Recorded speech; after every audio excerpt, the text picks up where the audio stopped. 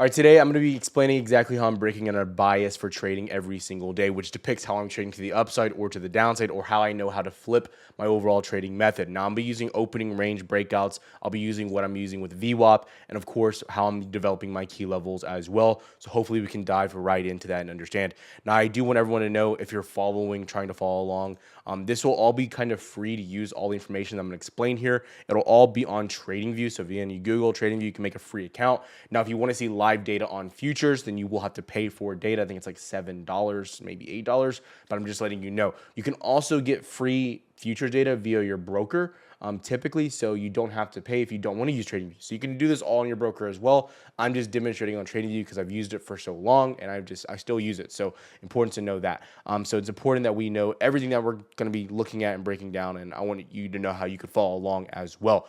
And I'm going to be breaking this down as a step-by-step process. If you see my previous videos giving you a visual, I'll go over some of this as well.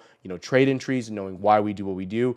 Everything I explained is in a step-by-step format, so you can go back to the previous step and understand and break it down if you maybe have gotten lost in the process. So everything should build on top of each other, not be jumping around, because that wouldn't make much logical sense. And again, you go into scaling, what we look at there. So again, this is all just built upon previous videos, previous content, so you guys can follow along and hopefully get a grasp of this. I'm not trying to make anyone pay for anything like that. If you do want to trade with us and see what we're doing every single day, then of course that is an option. And everything I'm going to explain here is literally how I'm trading, and I'll go back and reference it inside of my Discord as well, of how I'm doing it, because again, how I'm developing my levels, how I'm knowing when to flip, how I know when to get bullish, get bearish, etc. is all found in there, and I want to break this down for you guys as well. So again, there's no real pay barrier there also. Then there's free information down below you guys can tap in. If you do want to follow, join Discord, there's a free Discord available now too as well, so make sure you tap in there. And just for peace of mind, going into some of my track record over the past two and a half weeks, I made about $8,000 using exactly what I'm doing and breaking this down as well for you guys. You can also see I just requested and received payout here as well. You can see right there, 3,500, and this is across 3 accounts because I'm copy trading on top one. And again, that link will be down below if you're interested, using our 55% discount with the code HEFE.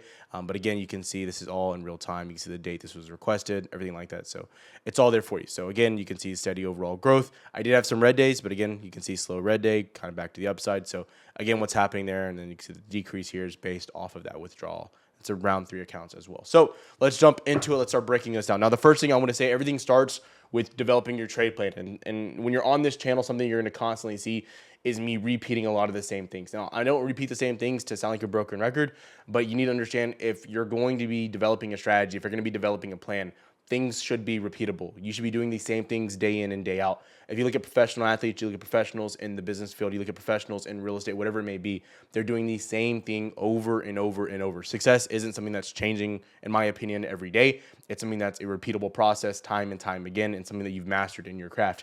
Now, I will also say some people have different strategies than me, and that is okay. That is totally okay. But for me, this is what has worked for me. And again, this is what I can provide my feedback and data on.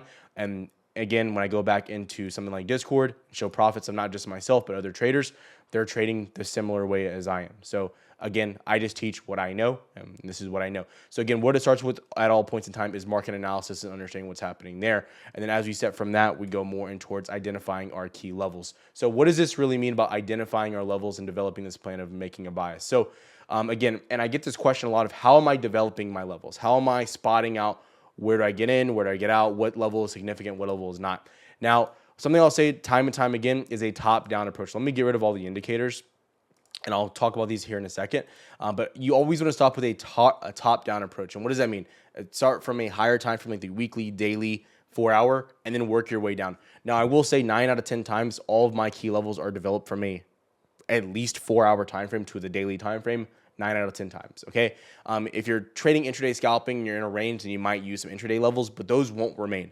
High time frame key levels will always remain on your chart. They will never change. They will sit there time and time again. And so again, I want that to be well known and understood. So when we go back and you develop, typically what I'm doing is I'm marking out weekly highs, monthly highs, and then significant, like, previous all-time highs that were made. So if I go back here to something like July of, this is 2024, July 11, 2024, it was an all-time high we made, then we rejected and shot down. that's a clear-cut key level because we obviously made an all-time high run into that. Sellers developed there and pushed us right down. Now, I don't put my levels at where a body is. I put it to where the sellers rejected us at. The other point that I made here too is you can zoom in, and this is giving you just reference of how to spot some of these levels. And again, something that I tell people in Discord, trial and error is it is required with this because you have to get familiar with understanding how these levels are developing. So again, if you want to just spot these levels in one day in one session, it probably isn't going to work out for you. I'm just going to tell you that right now. You're going to need to put time, you need to put hours into this. You're not going to understand it in one session. I've seen people comment here on the channel and say, oh, well, Tyler, I tried it out. It didn't work for me. I'm like, well, how long did you spend for it? I gave it 2 days. That might be the issue.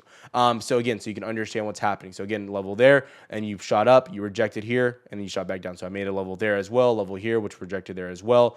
And again, you can see that bottom that was made out there. So again, you want to make sure these references are being tried and true over and over and over. And then the more data you have, the more you can see these levels are respected. So someone might ask me, well, Tyler, why didn't you mark out a level right here? Right, this little high right there at around 20,750. And I think I eventually did end up marking a level out around that area, but I didn't mark it out just because we kind of didn't respect it that much there. But you can actually see if you go back, funny enough, that you ended up coming to a perfect retest of that overall level. So again, there is room where you will be wrong or you will miss a level. So understand that. But what you're using with these levels isn't to just go into the market and say, okay, this is where you have to touch, you have to test, but it's understanding how much room do you really have. And sometimes I break this down and people get a little bit frustrated or confused. But when you're looking at a level or you're looking at a trade, for instance, right, and you're making a target on your chart, whatever you may be looking at, right? And so just for a reference, right? So if I say there's a level up here, and I always recommend if you're starting out, use zones, don't use levels, so you have a margin for error. And what does that mean? I might make, instead of an exact level, I might make a 50-point range of this is where I expect us to get into and sellers to start getting aggressive. So I know to get out of a trade there or start looking for a trade opportunity at that spot as well. So you can do whatever you want if you're new. That's what I recommend though, 9 out of 10 times. Because again, as you spend more time doing this, you'll get more aware of where these levels are and how you're reacting to them as well. So let's just use this as an example. So let's say that we're getting into a trade and you're just like, okay, well, I'm getting in here. We're above this level. We look strong. And my target is up here at 22,200. Now, common sense tells me as I start to move into this level, I'm looking to take profits. Well, why am I looking to take profits? This is just the layman terms of understanding what's happening here. Because you may not think about it, but you're expecting sellers to start to step in at your target. That's why you're setting a target on your stock, option, futures, whatever you're looking at, right? You're setting a target there because you expect sellers to get involved. You expect sellers to step into the market. That is why, right? It's to the upside. Now, if it's to the downside, you're going short, for instance. Well, you're going short because, and you have a target on here because you expect what? You expect buyers to step into the market. That is what you're expecting with what's happening. You might think about it, but that's what you're doing. So this is pretty much how I'm developing my key levels and understanding this is where do I expect sellers to get in? Where do I expect buyers to get in the market time and time again? And all I'm doing is using past data on all this information. I'm not using really any indicators for this. It's all based off of previous time in the market, what's happened there.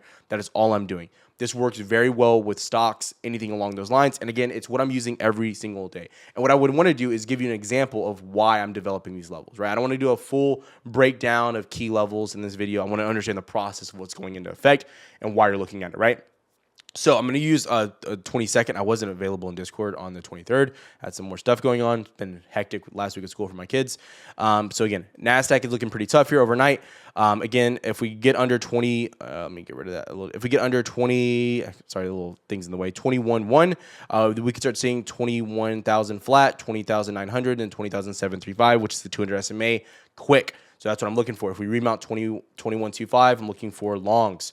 Okay, so what do we look? Let's go look at what happened at those levels and what really took place. So again, what were we looking for? Really quick, under 20,100, we're looking for that downside.